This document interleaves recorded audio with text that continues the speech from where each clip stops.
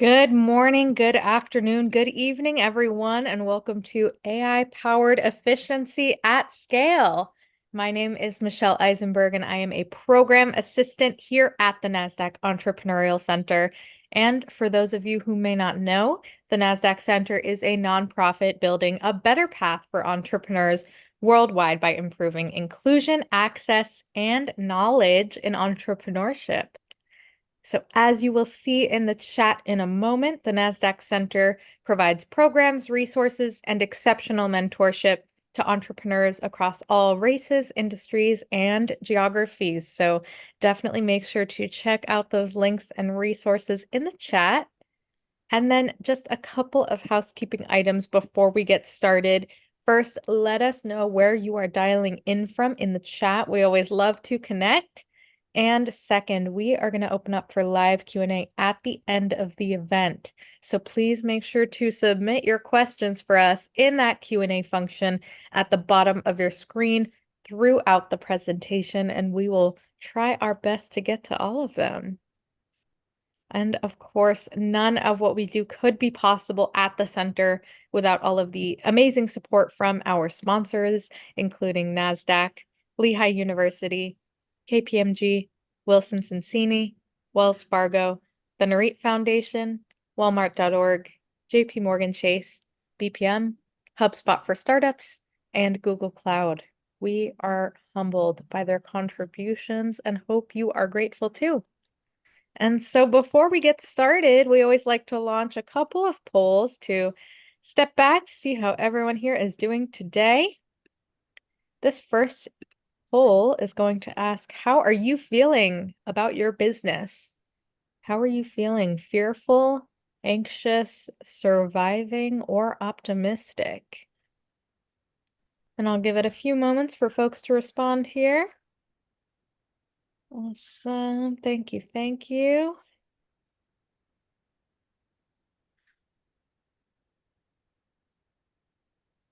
All right, I'll give it one more moment.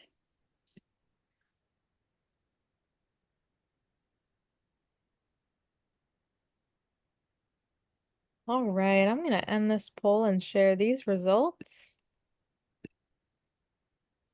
All right, looks like optimism coming up in the lead. Always great to see, but we do have some feelings of fear, anxiety, and surviving. So hopefully this shows you that whatever you are feeling, you are not alone. And hopefully our presentation today will help alleviate some of those feelings. So I'm going to stop sharing this poll and launch that second poll.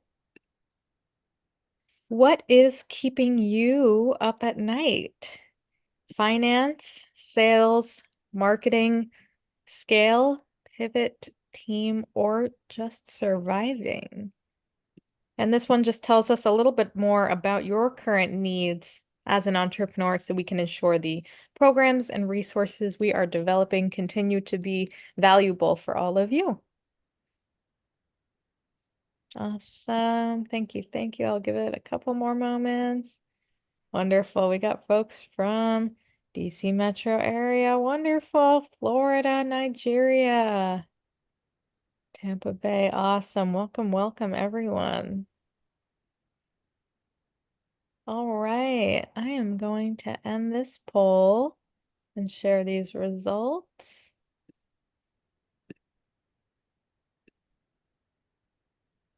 All right, scale coming up in the lead, fitting for our conversation today, but we got needs all across the board here. So thank you all so much for participating, really helpful. And without any further delay, please join me in giving a warm welcome to our first special guest, Eric Alston, Small Business Relationship Manager at Wacif, the Washington Area Community Investment Fund. Eric, so excited to have you here with us today. And I'm going to pass it right over to you to introduce the work that you all are doing. All right. Well, thank you, Michelle. And I'm happy to be here. Wacif is happy to be a part of this group and happy to have the opportunity to talk with you. We are Wacif, Washington Area Community Investment Fund. We're a CDFI, Community Development Financial Institution. And I'll tell you kind of where we fit in the financial landscape. We're between no money and being able to get a small bank loan for most businesses that we serve. And we proudly express that we are a second chance lender for many borrowers or many small businesses because they've been turned down by a larger financial institution that was not able to provide them the capital or the money that they needed.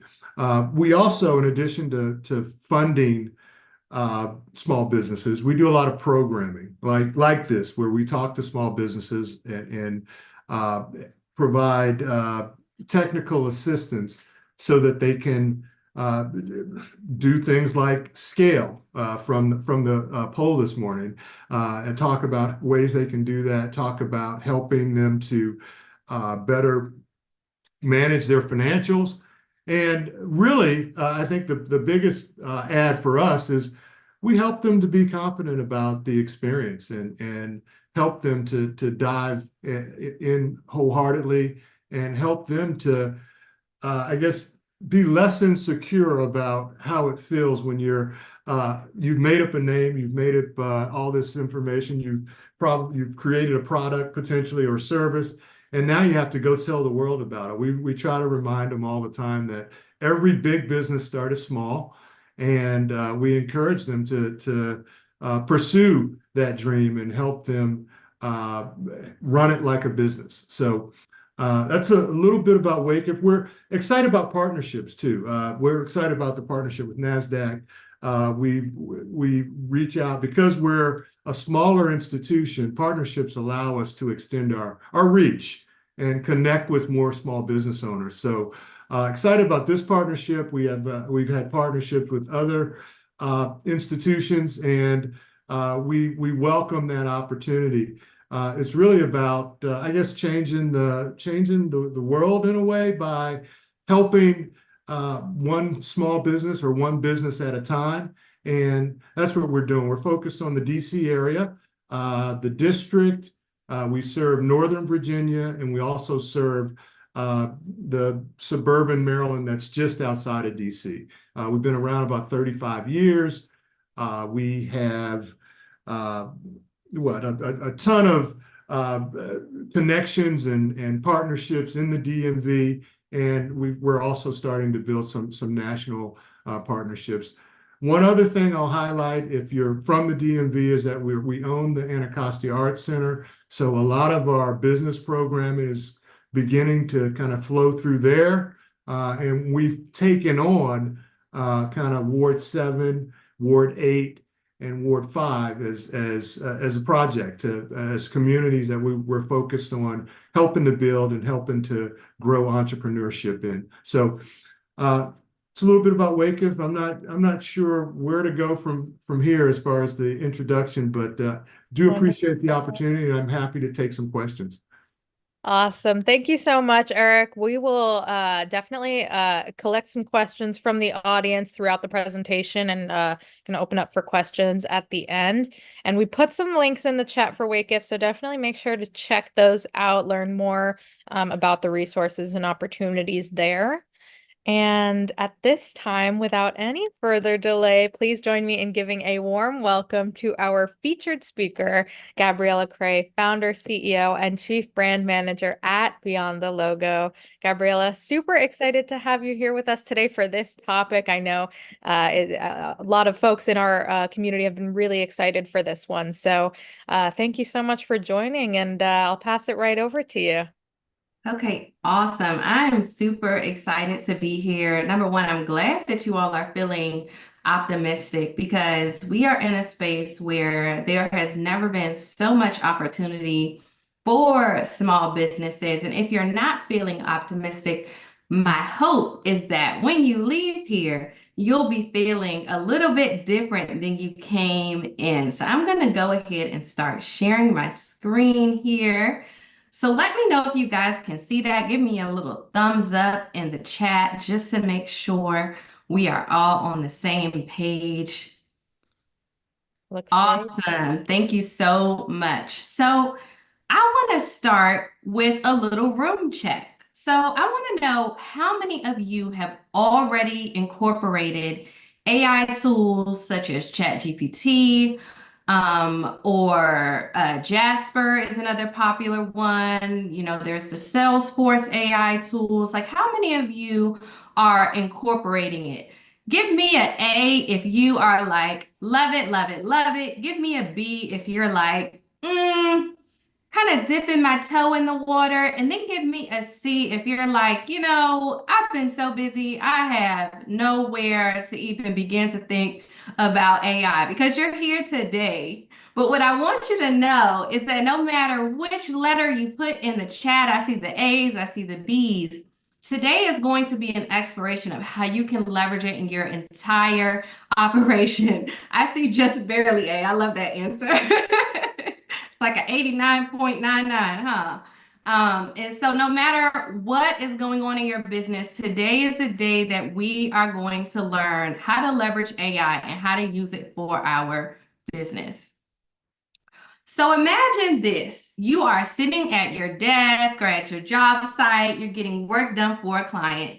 You look to your left, you look to your right, and you say, if only I could have someone I could pass just a little bit of this work to, just a tiny bit. Or maybe you're saying to yourself, I have someone to delegate this to, but the process of delegation is so overwhelming that you don't even start. You're just like, I'm just going to do it myself. How many of you guys have been there?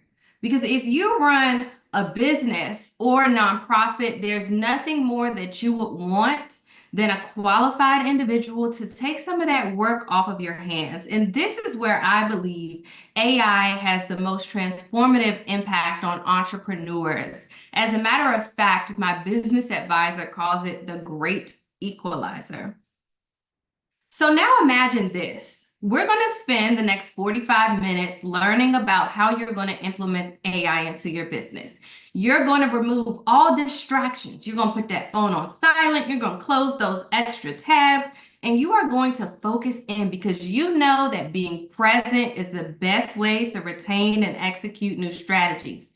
You're going to take notes, but not just information. You're going to be writing down, ooh, I need to do that in my business. And then when it's all said and done, you're going to prioritize it all, execute it in the next 3 months, and you're going to look back and say, I can't believe I ever lived without it. Who's with me? Who feels like that sounds like a good plan? So here's how we get there. The first thing, I see the yes in the chat. I love it. I love the enthusiasm. I want you to understand your role as the CEO or executive director of your enterprise. And I think that's super critical when you start integrating technology because you want to make sure you're steering the ship in the right direction. Second, we're going to explore the many different roles AI can play in your business and how you can combine outsourcing and technology to increase your capacity so that you can spend more time in the CEO seat and devise a strategy. And then finally, as it was alluded to before, we'll close out with live Q&A. So please remember to put all those questions in the Q&A box where we can see them. And without further ado, let's get started. A little bit about me. So I'm Gabriella Cray, an entrepreneur, brand strategist, and speaker here in Washington, D.C. As the founder and chief brand strategist of Beyond the Logo, I specialize in helping nonprofits, small businesses, and government organizations amplify their impact through strong people-first strategies. My passion lies in guiding mission-driven executives to develop transformative relationships that enhance trust and engagement with their audiences. Over the past 5 years, I have led Beyond the Logo to become a trusted partner in creating innovative marketing, social media, and community engagement strategies. So I invite you to connect with us on social media, and we're going to jump right into it. Initially, I was going to include some technology and tools to help you with financial models, but I thought better of it. One of the things I thought of when preparing this presentation was you can have all the tools in the world, but if you don't understand your business, you lose the competitive edge AI gives you. So here are 3 things you need to make AI work the best for you. The first thing you need to know is, why does your business exist? What is your end game? Companies that plan grow 30% faster. And I'll be the first to tell you, you don't need a traditional business plan unless you need to get a large amount of funding. If you're already producing revenue and running profitably, you just need a good banker and relationship.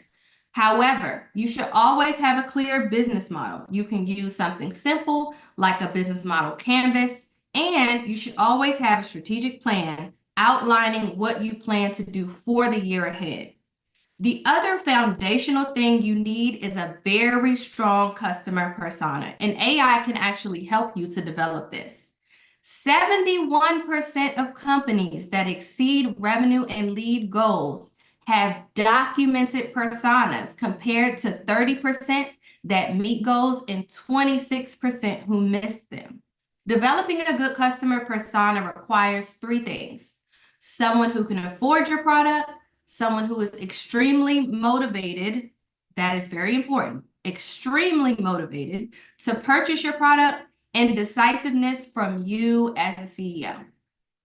In the past, even I had the habit of trying to skip this piece because it is challenging, but it needs to be done. One of the questions that actually came in before today's workshop was how you can use AI to land more clients. It's simple. You use ChatGPT to develop a customer persona based on a real person who has all those things I mentioned, and then put your marketing and sales prompts into ChatGPT, asking it to recall your customer persona. And then finally, before you implement any technology, you have to know and understand your data. Data-driven companies are 23 times more likely to top their competitors in customer acquisition, 19 times more likely to stay profitable, and 7 times more likely to retain customers. So you need to know the answer to questions like, what is your pricing model? What are your COGS? What is your 80% product? The Pareto principle says that you get 80% of your results from 20% of your efforts. Where is your revenue coming from? And I say all this because AI can be like a rocket ship. It can move you forward quickly, but if you are moving in the wrong direction and not using your data to make decisions, it's no different than your business without AI. So if you know where your revenue comes from, then you know where you need to increase capacity operationally. And when you do it right, your strategy, your sales, and your operations plan create this unstoppable machine for you to scale without losing critical clientele. And that's what's going to be your superpower as a business owner. You must have the ability to read your data, understand your data, and act on it no matter how it makes you feel. Write this down, guys. Marry the what, be flexible with the how. Marry the what and be flexible with the how. And what I mean by that is there are many times where you look at your data and you'll say, this isn't the business I planned on having. But what I'll tell you is every time I followed the data, even when it didn't quite feel good to me, my revenue skyrocketed. And it's that mindset, that flexibility, that's going to make AI truly work for you. So let's enter the process of learning how to use this tool, knowing that we have to do some foundational work to get the most out of it. So here's your winning strategy. Our goal is to start with finding the demand. Why is that important? Because you have to make money to be in business. And in order to make money, supply needs to meet demand. So some questions. Where have our sales come from in the past? What products and services are most popular? And then when we want to understand, hey, was this sale luck, or does it match the overall industry growth? And you may be in multiple industries, so you can Google this. What is the average industry growth for your industry? Super easy to Google, search that up. The other thing I want to recommend while you're cleaning your house, organizing your closet, or at the gym, listen to the World Economic Forum.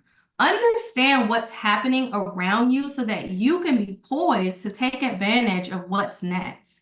And once you get an idea of what's happening in the macro environment, you can focus on your world. Start with Google Trends to type in your keywords. Identify high and low seasons for your search terms so that you know when your marketing needs to be intense and when you can scale it back. Use Answer the Public to compare if certain words score higher than others. Maybe, for example, for a person in my space, marketing is always going to score higher than branding from a keyword perspective, even if the person is actually looking for branding. And those are things that you have to know about your business. Then you can take all that data and ask ChatGPT some questions about how things like the election might impact your business. For example, as a nonprofit advisor, I quickly understood that the results of the election would directly impact my clients because they are grant funded. And while there might be a wide variety of responses to the election, I don't want you to miss the moment because it's a learning opportunity. A good CEO sees change as an opportunity to reanalyze the world around them and how it might change. While everyone is either crying or cheering, the CEO is thinking. The question they ask, how will this impact my business and my employees? For our first use case of AI, particularly ChatGPT, you can go onto the Trump-Vance website, copy and paste their principles, put those in the ChatGPT, explain what kind of business you have, and then prompt it and ask, how is my business going to be impacted by this new change in regime?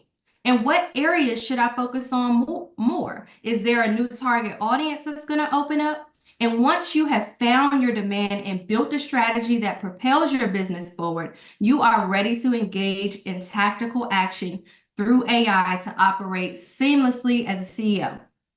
So I want to take a second to pause, and I want to hear from you.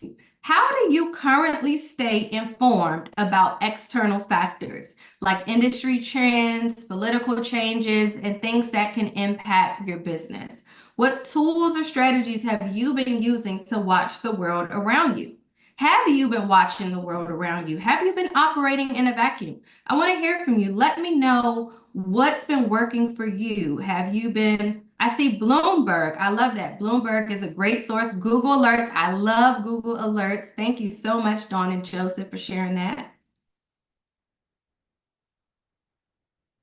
And one thing I want to say is if you've been operating in a vacuum, because obviously you're here to talk about scale, that's okay. Sometimes business gets so hectic that you literally barely have time to eat lunch, let alone have time to read the news. But this is a new thing you need to think about. When is my time to understand the world around me and how can I implement that into my business?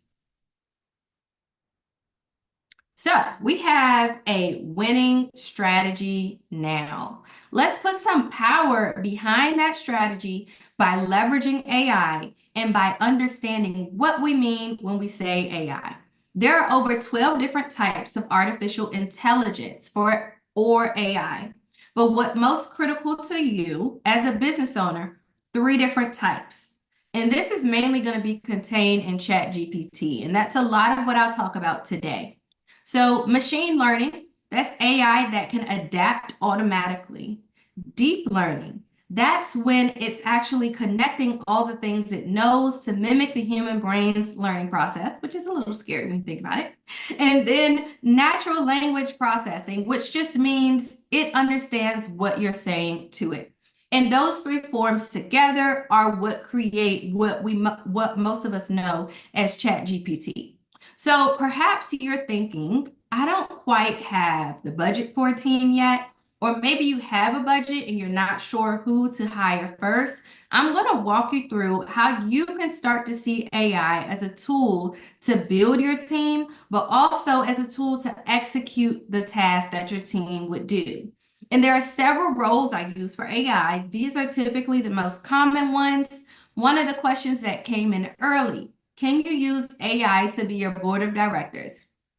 I'm going to say, yes, you can, but no, you should not. As a growing firm, you should have at minimum an advisory opportunity. A good CEO sees change as an opportunity to reanalyze the world around them and how it might change. So as an HR manager, AI will allow you to type in a prompt that will help you to define what roles you might need in your company. So here's an example of a company, and I actually used ChatGPT to come up with this company. So this is Stephanie, and she is the founder of Sparkle Pro Cleaning Services. They are a trusted provider of residential and commercial cleaning solutions, known for their commitment to quality, reliability, and eco-friendly practices. Serving homes, offices, and retail spaces, Sparkle Pro offers a range of services, including deep cleaning, regular maintenance, and move-in and move-out cleans. Stephanie knows she is one client away from being unable to serve more clients, so she uses ChatGPT as her HR manager. And here's an example of that. And this is the exact prompt that I put into ChatGPT. So it says, we are a blank, and you can put what kind of company you are, and we provide blank services and products. We have X number of staff, including me, the CEO. And in Stephanie's case, she is the only staff member. So she says, if we get one more client, or in your case, it might be if we hit this number in sales volume, if we hit this many orders, we will be unable to serve more clients. Who are the next 3 people we should hire? So here's what ChatGPT recommended. They recommended a cleaning technician or another cleaner, an operations manager, and a customer service representative. And they also mentioned, hey, here is why you need this person. So super helpful for those of you who know that you need help, but you're really stuck defining, well, what kind of help do I actually need? And so you can put this information in the ChatGPT, your company information, and tell it exactly what's going on. The other thing you can do is you can use it to help you write job descriptions. It can help you build out an interview process. And for the person who requested information about the board, it can also help you define those roles and suggest what kind of people might be a good fit for the role. Obviously, once you figure out what team member you want, you need to figure out how to pay them. And that brings me to accounting. So when we think about accounting, we want to now switch to a product-based business. Give me 1 second, I have some sound going here. Okay. When we think about accounting, we want to make sure we're switching to a product-based business because a lot of service-based accounting is a little more simple, but it can get really complex and there's a lot of math involved when it comes to product-based businesses. Let's assume we've determined what kind of support we need for our product-based business. And we want to understand how we can plan to financially support the hiring of help. So this product-based business is called ThriveBox, and this is created by our friend Jeremy. ThriveBox is a subscription-based business wellness kit service, and they are creating these wellness themed boxes, and each kit is designed to address a specific goal. So let's say we want to understand how many boxes we need to sell and which person makes the most sense to hire to first support sales, right? So here's our prompt, and for my product-based folks, feel free to screenshot this because I know this is going to be super helpful. So at the price of blank with blank subscribers, this could also be number of customers. How many more blank products, this could also be services, do we need to sell to hire a blank in blank? And you want to make sure you add your city because hourly wages vary from city to city. So this is where it'll pull your city and you can easily get that average cost for your city. Our COGS, cost of goods sold, is blank. Our operating costs are blank, and our desired profitability is blank. And you want to include all those numbers in there because you want to make sure you're getting really, really good information back. And so ChatGPT responds to hire a sales and marketing specialist while maintaining our profitability rate and accounting for COGS of $15 and operating costs of $5. You need 330 total subscribers, meaning an additional 254 subscribers. Now, these numbers, obviously, you can come up with yourself, but how much better is it when you can just type that information in and not have to worry about, did I do that right? Did I count that right? Did I subtract that right? And ChatGPT is going to do that all for you. You can continue to ask more accounting questions, even if you're in a service-based business. You can ask about cash flow recommendations, investments, the best way to manage debt, the best financing vehicle. You can even prompt ChatGPT to help you set up a structure for investors, because I saw quite a few of you were pre-revenue. So you can go into ChatGPT and it can help you build a system to say, hey, this is how much equity we're willing to give. This is how much an investment we need. This is what we plan to do as a long-term strategy with those investments, and so on and so forth. Super powerful tool here. And since we know that money is such a sensitive topic for many of us, it's easier talking to a computer. So if you've ever been too timid to ask, or you feel like, oh, I don't really want people knowing about this, you can ask ChatGPT, and I mean, I don't think it will tell anyone. So let's move on to the next essential worker in your business, your executive assistant. Now, you'll notice that there is a lot going on this slide, and I'm going to break it down. So let's introduce another business owner. This is Ayana with Care to Salute. She runs a nonprofit securing over $500K in grant funding, supporting veterans to find jobs and adjust to life after the military. And as she moves to grow her nonprofit to the $1 million mark, she knows she needs to free up some additional capacity to manage her network. She knows she's the most expensive employee in her nonprofit, and you are the most expensive employee in your business as well, in case you didn't know. So she wants to offload any tasks that don't bring significant ROI. And the first thing she needs to offload is her networking process. How many of you know that the process of networking and following up and keeping up with everyone can be a lot of work? So the first thing she's going to do is she's going to map out every step she takes to successfully secure new donors. And then she's going to offshore the tasks that require human touch and automate the rest. And that's going to keep her costs low. You can set up automation using a combination of your website and or CRM, and then use ChatGPT to write those initial emails for you. You can also add your branding information like your mission, your vision, your values into ChatGPT and have it use its machine learning capabilities to talk to potential clients or donors from the perspective of your brand. And here is where those personas really come in handy.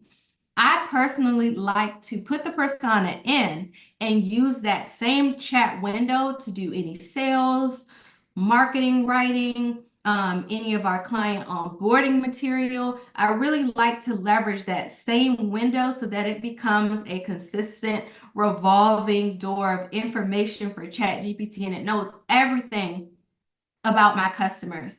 For the actual tech stack, that's going to vary because this tech is going to be different depending on your industry. And I recommend using the tools for your industry because it prevents you from having to create workarounds in software. I use Monday.com, I use Dubsado, and I use Wix. But whichever tools work for you, work for you. The goal is to just have the tools as a part of your strategy. It doesn't really matter which ones they are as long as they work. Okay, so next step, let's talk about your operations, especially for product-based businesses like ThriveBox. Knowing your manufacturing capacity is very, very important. You can use ChatGPT to understand what your maximum capacity is for production, and you can also use it to set up your assembly line, for example. As a previous revenue manager of a manufacturing facility, I will tell you, understanding how to manage your operations and fulfill orders on time is critical to the success of a product-based business. Now, let's assume that Thrivebox gets a corporate contract for an event. How many of you are like, I'm waiting for that corporate contract? So, when you get that first big contract, you want to make sure it is perfect. You want it to go off without a hitch and just seamlessly. So we're going to leverage ChatGPT to help us strategize and plan so that we can get the orders we need. So we're going to assume that they got a big order for a client in DC for their annual conference.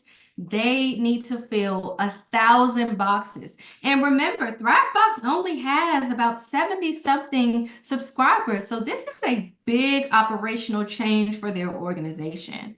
So let's look at some things we got to understand. How far does the product need to go? And in some cases, if you're a service-based business, how far do you need to go?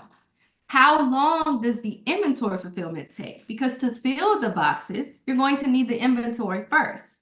And then how long does order fulfillment take? And then what travel considerations need to be made? And so what I did was I put all that information in. I also added in that, hey, we want the boxes to be delivered directly to DC unassembled, because boxes can be fragile. They might get damaged in transit. It'll just be easier to assemble everything on site. ChatGPT gave me a few things. It gave me the estimated timeline for assembly, the execution plan for fulfillment, and then it also added in contingency plans, which I thought was great because even me, I wasn't thinking about that. It recommended, hey, order an extra 100 boxes just to be safe. Hey, make sure you have some local vendors just in case something goes missing. Have a reserved list of on-call workers. Like, it gave me some great ideas. And so this is yet another tool you can use to really think about what it looks like for you to use ChatGPT to think operationally. And this could also be applicable to the restaurant industry, for example. Maybe you want the kitchen to churn orders out faster, or you want to prepare for a large catering order. This is a great place to start. Now let's talk about everyone's favorite 5-letter dirty word. It's sales. No, not sales. It's so funny that when we hear that word sales, we just kind of freeze up. But the reality is it is a necessary piece of what we are doing in business. How many of you all have ever been writing a grant proposal or responding to an RFP, trying to pull something together, and you are just feeling super stuck, right? Writer's block. I've been there. One of my favorite tools for proposal writing is ChatGPT. Now, I will say, make sure you scan the RFP first, because some RFPs now will say specifically, do not use ChatGPT or AI to write the proposal. So if you see that, you can still use ChatGPT, you just can't use it to write. You need to use it for outlining and pricing purposes. So assuming you've booked a call with a potential lead and leverage your virtual AI note-taking assistant, you're going to be able to pull down the transcript from that call. And then you can put those notes into ChatGPT and ask ChatGPT as a response to those notes to write out a scope of work for you. From there, you're going to ask ChatGPT to delineate the number of hours in a chart for each of the areas of the scope of work. So that, for example, some clients want to see, well, how long does this piece take and how much does it cost? So you always want to make sure it's broken down in detail, and also it allows you to tweak things if something looks off. The next thing you're going to ask ChatGPT about is the roles required for the project. If you already know what that is, you're going to include your staffing plan in the prompt and ask the hours required per person. And then based on those numbers and those hourly rates, you can quickly price the work. Typically, something like this takes me no longer than 30 minutes if I'm moving efficiently. And be mindful that ChatGPT tends to overestimate the hours. So if you find you need to do some tweaking to make sure you meet your client's budget, you can do that within Excel, which is why I have it listed here on our tech stack. And then that little box is Notion. It's really great for writing proposals. It also has some AI tools integrated into that where you can ask it to continue writing, rewrite, change the tone, several things you can do with Notion. Honorable mention to Grammarly. I'm sure many of you are using that plugin. That's also an AI tool that you can use. And this is another great place to put that persona into ChatGPT. Now you see why we talked about the foundational piece, because this is a great opportunity to include that persona. Now, let me know in the chat, what strategies have you found most effective for tailoring proposals to your ideal client? How do you make sure that when you're using ChatGPT that your messaging stands out? Let me know in the chat.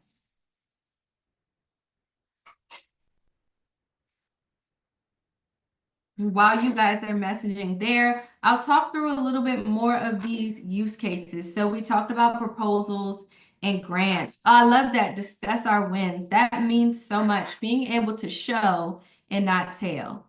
I'm giving ChatGPT the role I want it to play, and I am specific about what's needed. Exactly. That is exactly how it needs to be done. The other thing you can do with this is once the client is on board, you can pull that same scope of work down and put it back into ChatGPT and have it create your work plan. So I know sometimes when you are working with new clients, it can be a little overwhelming. And so it's a great way to jumpstart your client onboarding process. And the last area we'll talk about today is marketing. And obviously everyone needs that, right? And so timing wise, we're coming up on Black Friday, and using ChatGPT for planning and then a more refined writing software like Jasper AI can allow you to start planning content and writing out your content.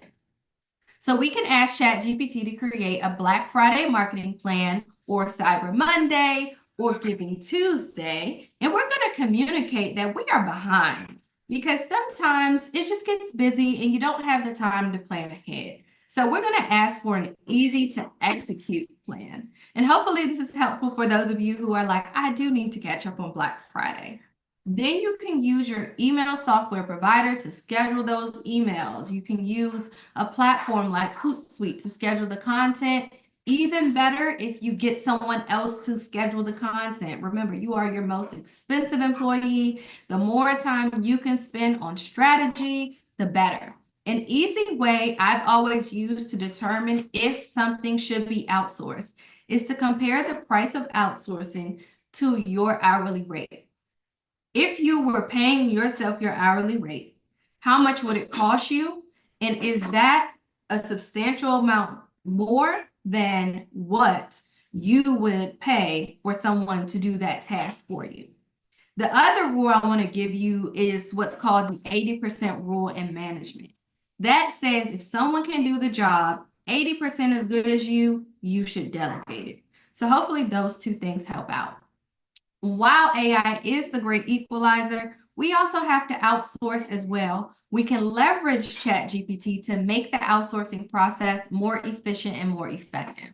One of the things I love about it is you can use it to write instructions for the people you outsource to, and you can also use it to define what search terms you need to find the right person for the role.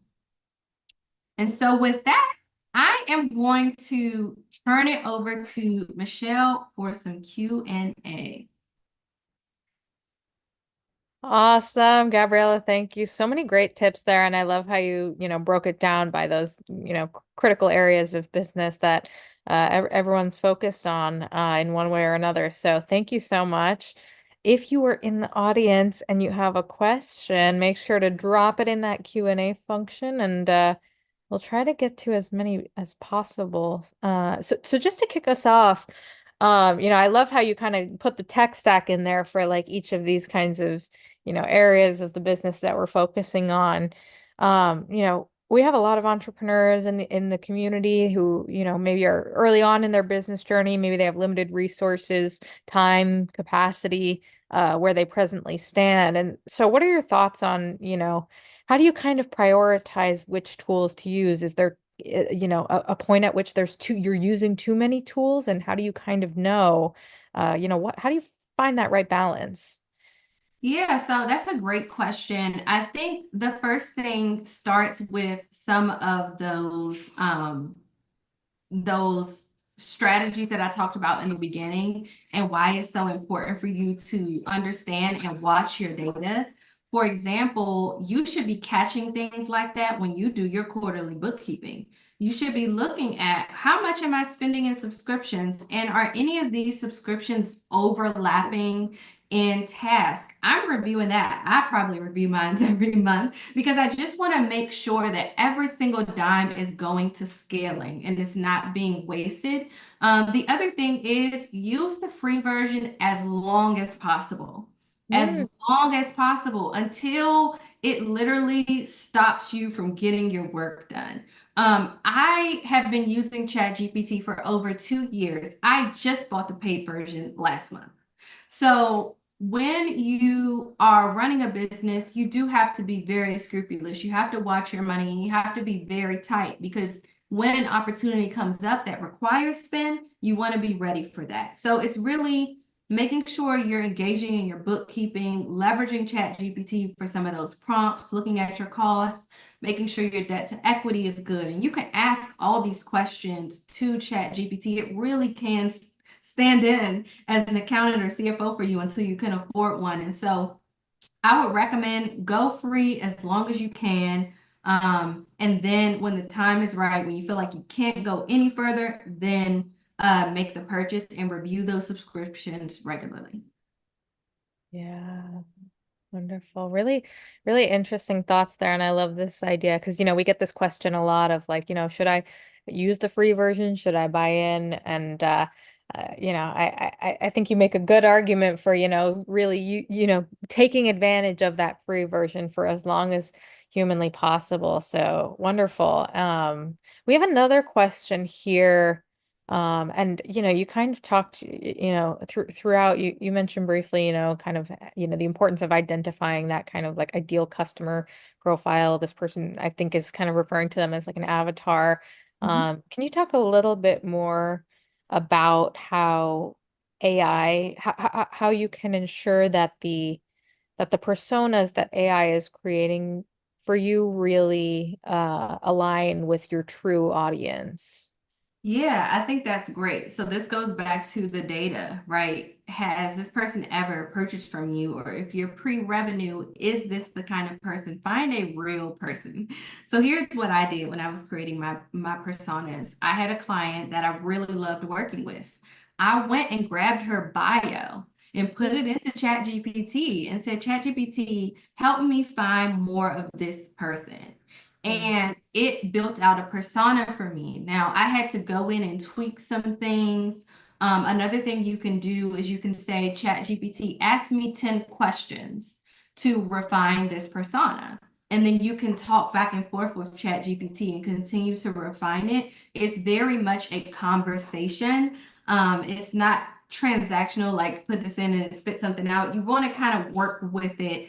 Kind of like you would any other employee. Sometimes employees come back with questions.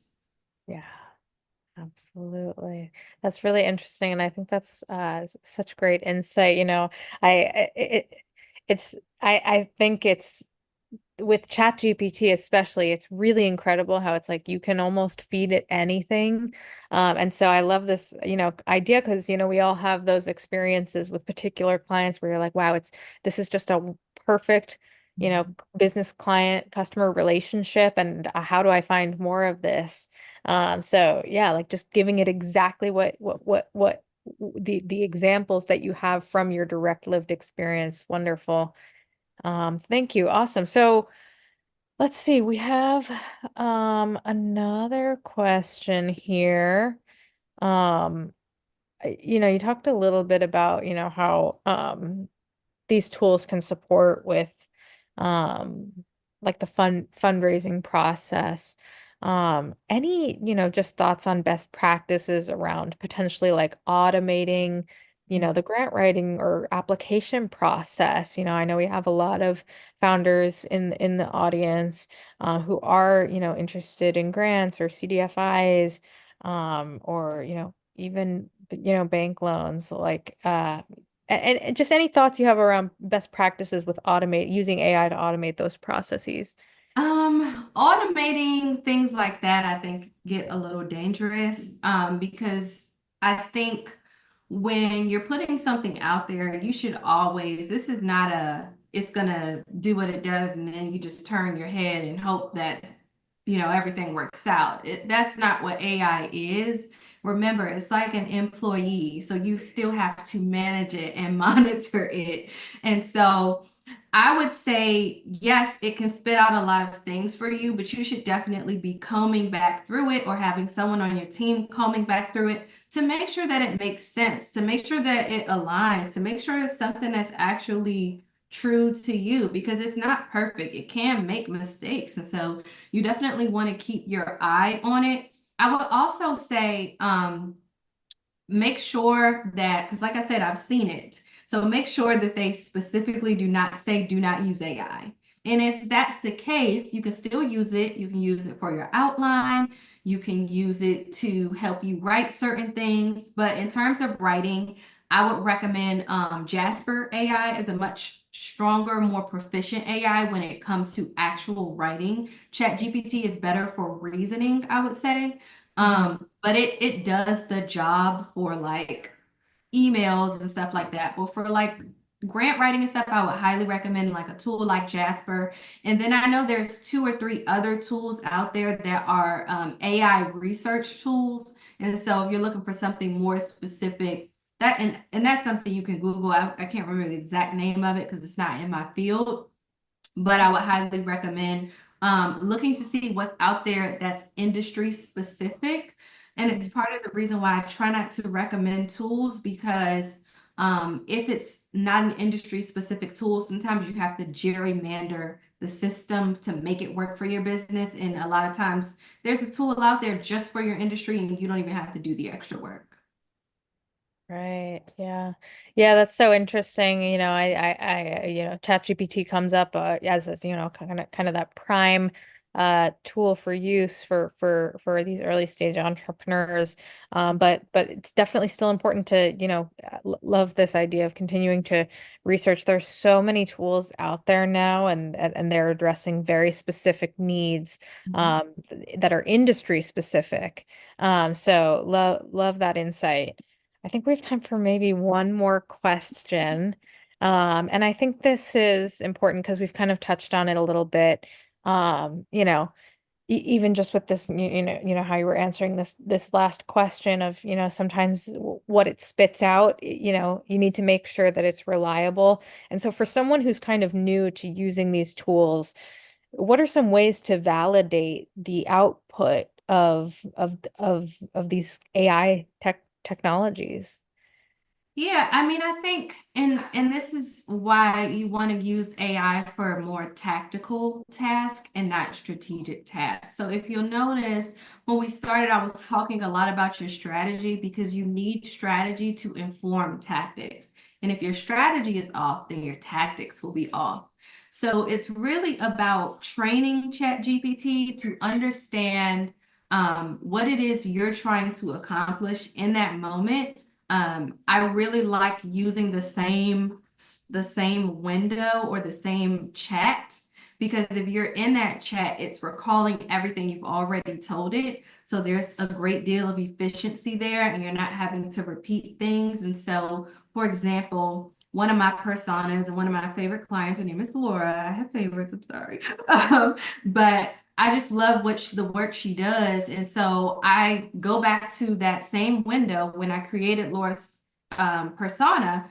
And I said, hey, I'm writing this up for Laura. Can you do blah, blah, blah? And so it already knows all the things. It's very much something that you have to train. And so if you are getting started with it, I would say start low, like start with things that are not extremely critical, like writing emails is not extremely critical. I think the most important thing is making sure you are informing it of your strategy. Because if you don't do that, it's and I'm going to talk about this when I close, it's really a lot like going to the gym and getting on the treadmill on 1 mile per hour. Like, yeah, you're working out, but are you really? Yeah. Oh gosh, yeah, I love that analogy and so true. I think it's so important to differentiate that and kind of think about, that strategy is like is setting the foundation for everything else that you get out of these tools. And so really, really important across the board.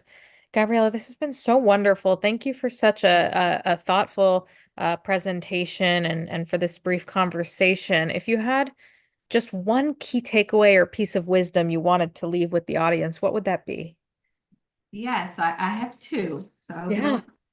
So the absolutely. first thing is using AI is like exercising. You can go to the gym, you can put the treadmill on 5 incline and 1 mile per hour. You might not burn that many calories, but you can go in that gym for 30 minutes, get on the stair stepper, turn it all the way up, and you'll burn so many calories. And that's what I want you to see about AI. It only works as hard as you work. If you give it light instructions, it's going to give you light responses. Talk to ChatGPT like you're talking to a person. Tell it exactly what you want, and 9 times out of 10, you will get what you need. Also, remember, AI is excellent in combination with outsourcing. And sometimes hiring someone on Fiverr might be cheaper than maintaining your software because maybe what you're trying to do is something you only need to do quarterly. And then that way you don't have to carry that cost. So let's make sure when we're looking at implementing technology, we're weighing all the considerations. And then I had to share this because I heard it somewhere. In a recession, your competitors expect to lose money. Prove them right. So be more competitive, leverage ChatGPT to scale, and always marry the what and date the how. Oh, I And that's love it. Amazing. Gabriella, this has been so wonderful. On behalf of the NASDAQ Center and everyone here today, we are just so thankful that you joined us. Thank you for having me. Awesome. And we'll share some links in the chat to connect with Gabriella. We'll also share some links in the chat that we shared earlier to connect with Wacif and check out what they have going on over there. And so thank you all so much for joining. We would love for you to comment for upcoming using those same links in the chat. You can view now. And we look forward to welcoming you back online soon. Thank you.